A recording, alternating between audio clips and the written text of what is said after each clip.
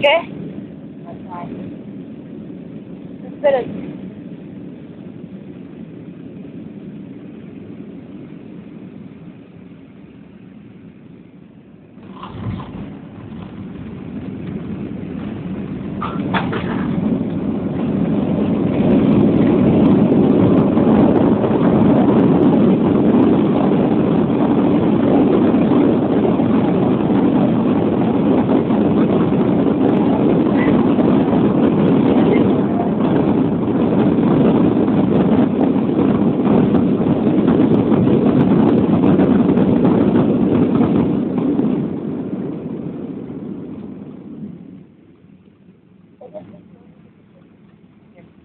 Los frenos. El acelerador no suena.